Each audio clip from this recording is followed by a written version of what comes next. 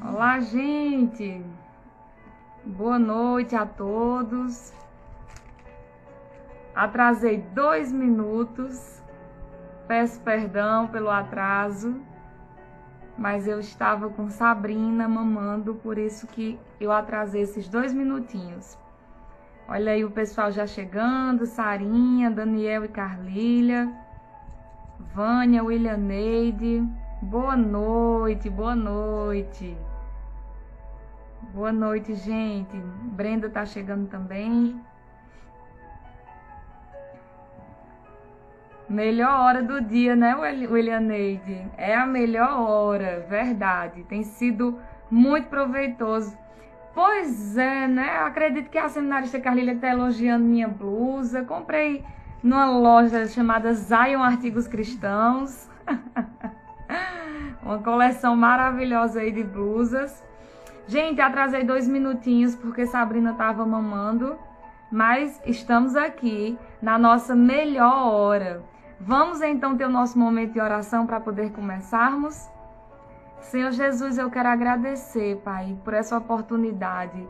Mais um dia de devocional, mais uma melhor hora. Obrigada pelas pessoas que estão aqui, Senhor. Obrigada pelas pessoas que têm tido esse compromisso de, junto comigo, estarmos nos alimentando da Tua palavra. Abençoa esse tempo, Pai, em nome de Jesus. Amém. Olá, Elivânia, boa noite. Tá? Porque Sabrina estava mamando. Pessoal, vou aqui colocar, vão compartilhando aí, vou colocar o nosso texto de hoje, que é Filipenses 3. Nós estamos lendo essa carta de Paulo aos Filipenses. Pronto, coloquei aqui. Luana, boa noite, seja bem-vinda. Luana tá todo dia aí com a gente, que coisa boa. Gente, então hoje nós vamos dar continuidade à nossa meditação na carta de Paulo aos Filipenses. Né? Eu tenho certeza que Deus falou muito com você no capítulo 1 e no capítulo 2. Vamos então saber o que é que o Espírito Santo tem pra gente hoje, através do capítulo 3. Já pegou aí sua Bíblia de papel? Já pegou sua caneta? Vamos lá ver o que Deus tem para nós? Então, Espírito Santo, fale conosco. E vamos embora que vai ser um tempo precioso.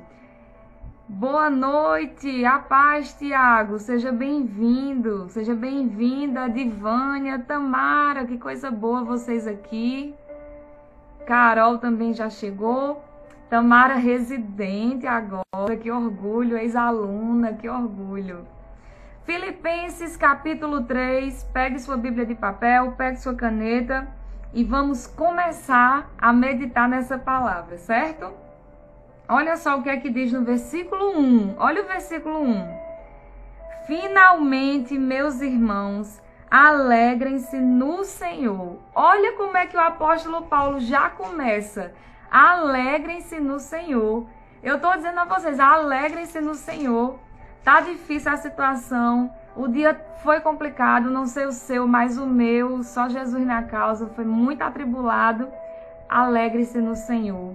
Ainda assim, nós devemos nos alegrar.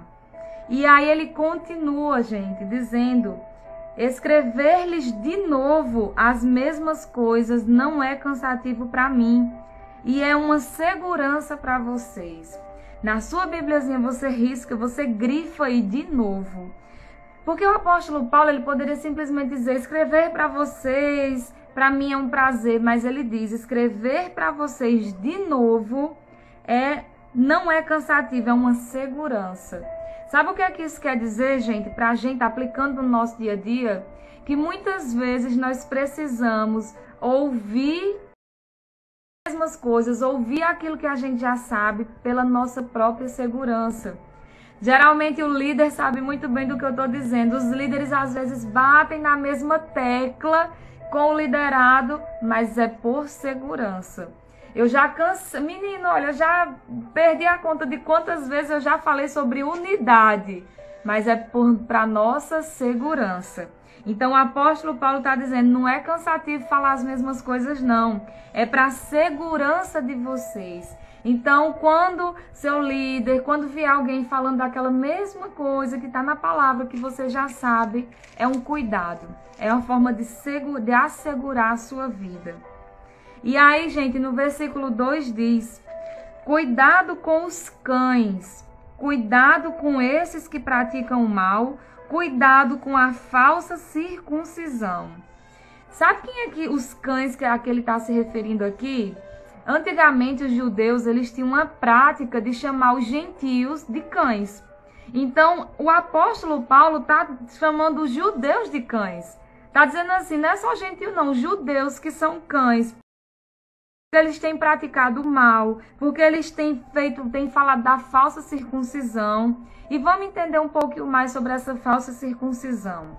No versículo 3 diz, pois nós é que somos a circuncisão, nós que adoramos pelo Espírito de Deus, que nos gloriamos em Cristo Jesus e não temos confiança alguma na carne, embora eu mesmo tivesse razões para ter tal confiança.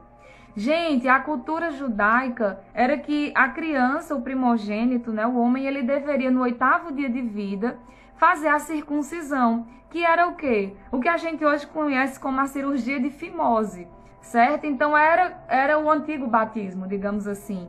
Era uma forma de consagrar aquela criança ao Senhor. Hoje em dia nós temos o batismo, né, batismo com água.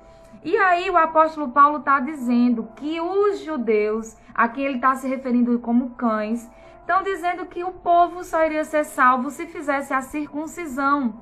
Mas Paulo está dizendo, a circuncisão somos nós somos templos do Espírito Santo. Somos nós que devemos propagar o evangelho, não é simplesmente o ato de tirar o prepúcio do pênis. Não, não é só isso, é a fé em Cristo Jesus. Boa noite, Patrício. Boa noite, Almira ou Vitória. Yasmin também. E aí ele continua, gente. Por que no versículo 4, embora eu mesmo tivesse razões para ter tal confiança? Vamos entender? Ele diz, se alguém pensa que tem razões para confiar na carne, eu ainda mais. Circuncidado no 8º dia de vida, pertencente ao povo de Israel, à tribo de Benjamim, verdadeiro hebreu quanto à lei, fariseu quanto ao zelo, perseguidor da igreja quanto à justiça que há na lei, irrepreensível. Olha, entre aspas, as qualidades, os requisitos que o apóstolo Paulo tinha. Circuncidado, da tribo de Benjamim, realmente do povo de Israel, zeloso com relação à lei, era do povo fariseu. Ele tinha todos os motivos, minha gente, para dizer assim, realmente vocês só vão ser salvos se fizerem circuncisão. Mas ele, o próprio apóstolo Paulo, com todos esses requisitos que os judeus a quem ele se refere de cães, ele dizia, não precisa, não é só isso, é a fé em Cristo Jesus. Não é só a circuncisão, que só quem é salvo, quem é circuncidado, não. É a fé em Cristo Jesus. Versículo 7, ele continua. Mas o que para mim era lucro, passei a considerar como perda, por causa de Cristo. Mais do que isso, considero tudo como perda, comparado com a suprema grandeza do conhecimento de Jesus, meu Senhor, por quem perdi todas as coisas. Eu as considero como esteio para ganhar Cristo. Sabe o que é que o apóstolo Paulo está dizendo, meu povo? Ele está dizendo aqui que tudo isso que ele tinha não é nada diante da glória de Deus. Não é nada. Ele compara todos esses requisitos, todas essas características a esterco. Eu não sei como é que está aí na sua versão, mas na minha versão, na NVI, ele diz, eu as considero como esterco. E olha só, muitas vezes a gente tenta se engrandecer com aquilo que a gente tem. Sabe, com os títulos que nós temos, com os cargos na igreja que nós temos, a gente tenta se engrandecer achando que é alguma coisa. quando na verdade, se o seu coração não estiver cheio do Senhor, você pode cumprir todos os pré-requisitos, mas se o seu coração estiver longe de Deus, e tudo que você tem vai ser considerado como esterco. Tudo que você tem não vai significar nada, porque Deus está sendo bondoso com você, derramando dons, te dando aí dons e talentos, fazendo com que você tenha um lindo propósito a ser cumprido. Mas se você não tiver com o seu coração voltado naquilo que realmente importa, vai ser comparado como esterco. E o apóstolo Paulo diz: por quem perdi todas as coisas? Ele deu a vida, ele perdeu o que ele tinha por amor a Cristo. No versículo 9 ele diz: e ser encontrado nele, não tendo a minha própria justiça que procede da lei, mas a que a fé em Cristo, a justiça que procede de Deus e se baseia na fé. Lembram da justiça que eu falei ontem? Isso, Kênia, a verdadeira riqueza é a grandeza de espírito, exatamente. Vocês lembram da justiça que eu disse que muitas vezes a gente tenta fazer as coisas com a nossa justiça e ainda acha que está fazendo a justiça de Deus, como se a gente fosse ensinar ao Senhor o que Ele deve fazer. E não é isso. O apóstolo Paulo está nos ensinando. A verdadeira justiça é a justiça que procede de Deus e se baseia na fé.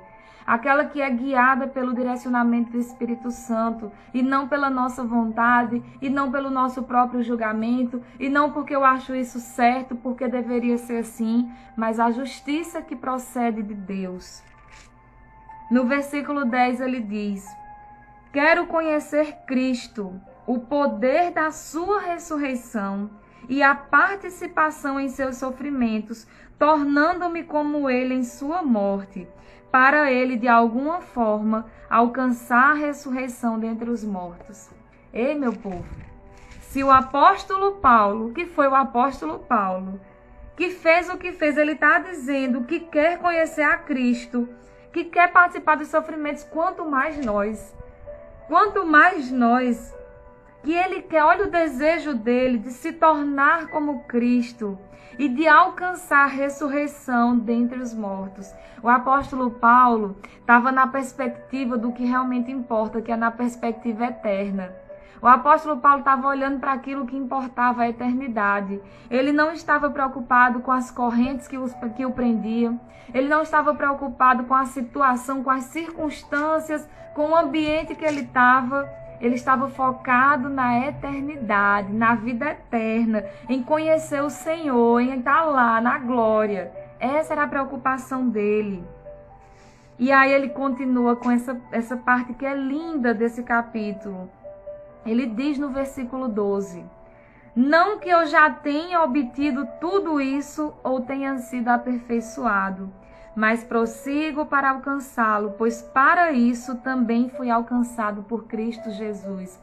Ele diz: Jesus me alcançou para que eu possa lá na frente ser aperfeiçoado, para que eu possa sacrificar minha carne, para que eu possa ter uma vida eterna. Jesus fez isso por mim, para que eu possa ter uma vida eterna.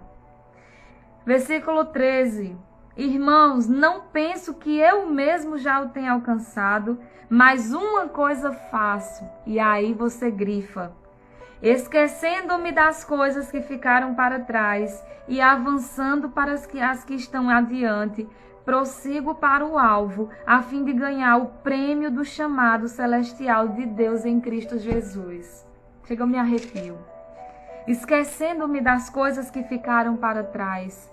A gente sabe que a vida em Cristo é uma vida nova. Nós somos nova criatura, há transformação, há mudança, mas nós precisamos esquecer das coisas que ficaram para trás. Não adianta você querer ter uma vida com Deus, querendo ainda viver como você vivia no passado, ou então carregando no seu coração traumas do passado, aquele perdão que não foi liberado, aquela ferida que não foi curada. Você precisa para trás aquilo que ficou no passado. Esqueça, ele diz, esquecendo-me das coisas. Não é porque, ai meu Deus, agora eu vou ter uma amnésia, vou esquecer de tudo que aconteceu. Não, é simplesmente deixar para trás. É seguir em frente, é olhar para o alvo, aquilo que importa. Ah, eu fiz muita coisa errada na minha vida, eu fiz. Eu tenho muitas coisas na minha vida que eu me envergonho, mas eu deixei para trás. Está lançado no mar do esquecimento. Exatamente, Tiago, a graça atuante. Tamara está dizendo aqui, ainda que eu ande pelo vale da morte, não temerei mal. Exatamente, é isso. É não temer. Por quê? Porque o nosso alvo é a vida eterna. O nosso alvo é realmente fazer com que as pessoas conheçam a Cristo. É proclamar o Evangelho e é não temer.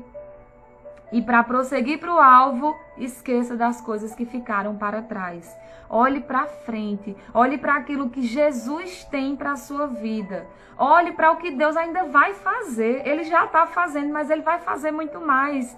Mas você precisa parar de ficar olhando para o retrovisor, olhando para aquilo que já passou, olhando para aquilo que Deus já restituiu. Deus já restituiu, Deus já perdoou, Deus já te purificou. Deus já te purificou. A memória é boa, Kênia. De fato, a memória é boa. Mas quando a gente perdoa, a gente encara a situação de uma forma diferente. É quando você lembra daquilo que te feriu, mas você encara diferente. Você encara na perspectiva da eternidade. Você encara na perspectiva olhando para o alvo, como o apóstolo Paulo fez. É exatamente isso. Versículo 14. Ele fala, prossigo para o alvo, porque eu quero ganhar o prêmio. Que prêmio é esse? O chamado celestial. Sabe, é uma corrida. A gente está nessa corrida e o nosso prêmio é a nossa vida eterna, gente. É a nossa vida eterna. E isso, Tiago, quem vive de passado é museu. É museu. Deixa para o museu as coisas do passado, né? Vamos olhar para frente. Deus tem muito. 15 diz, todos nós as coisas dessa forma. E se em algum aspecto vocês pensam, será. Tão somente vivamos de acordo com o que já alcançamos. Porque alcançamos a maturidade. Versículo 15. Vamos ver as coisas dessa forma. Ou seja, nós vamos prosseguir para o alvo desde ainda como um bebezinho na fé, ai, que não aceita exortação, que quer confrontar todo o tempo a palavra do Senhor. Esses pensamentos assim, os mimimis, todo dia eu vou falar de mimimi. Esses mimimis que mas quando você tem um coração obediente, falamos ontem, quando você Jesus agiria, aí você alcança a maturidade.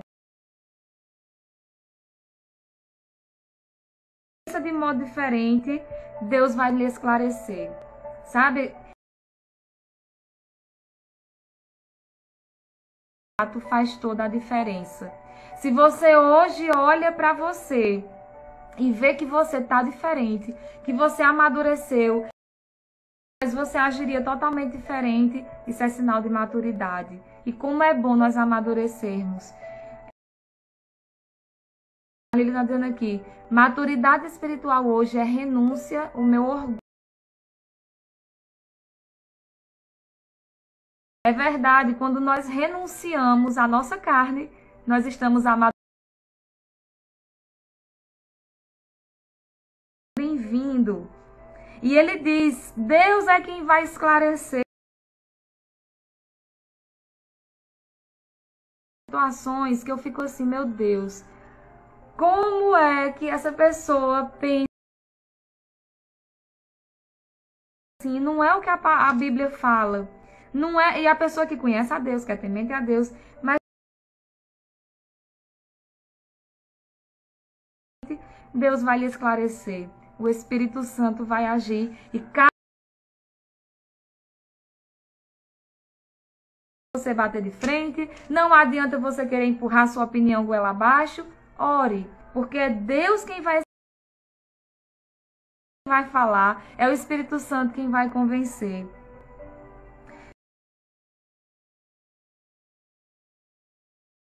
Unidos, grifa aí, unidos. O meu exemplo e observamos. Será que você hoje poderia dizer, você teria hoje condições de olhar para a pessoa e dizer, siga meu exemplo, seja meu imitador? Intensidade por constância, aparência por essência, por uma verdadeira vida de perseverança, com certeza. Mas o meu exemplo, e aí? Será que você hoje está agindo, como Jesus viveria, o que Jesus gostaria, para poder ser exemplo? Unidade, de novo, vou dizer de novo, porque eu não vou me cansar de dizer. Unidade. Nós precisamos de unidade. Ah, eu não quero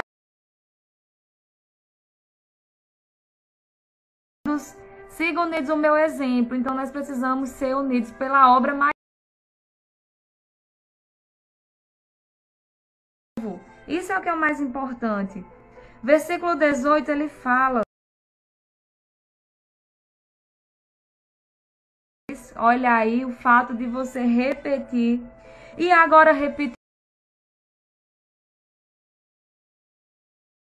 a cruz de Cristo. O destino deles é a perdição. O seu só pensam nas coisas terrenas. Gente, o apóstolo Paulo está.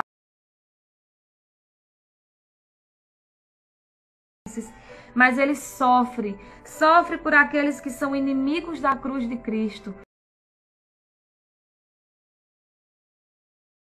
Não creem na palavra, no evangelho, não creem que Jesus fez, não creem que Jesus